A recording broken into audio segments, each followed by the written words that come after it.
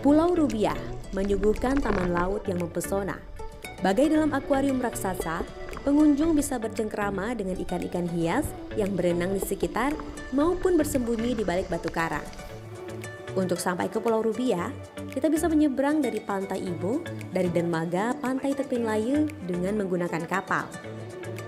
Di sana ada banyak penyedia jasa sewa peralatan snorkeling maupun diving.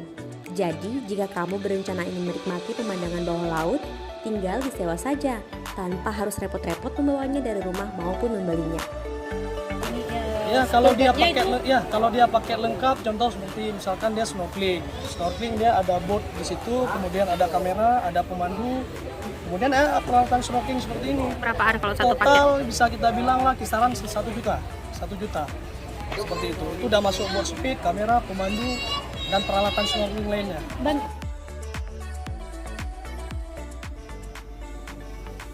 Untuk menyeberang ke Pulau Rubiah, waktu tempuh sekitar 15 menit.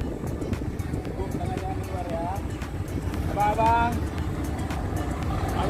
jangan disamput bang.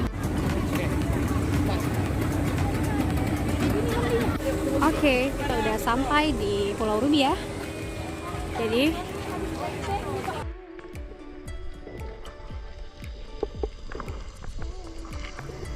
keterangan pantai dan kecantikannya dan eksotis menjadikan suasana hati di pantai ini terasa tenang dan damai.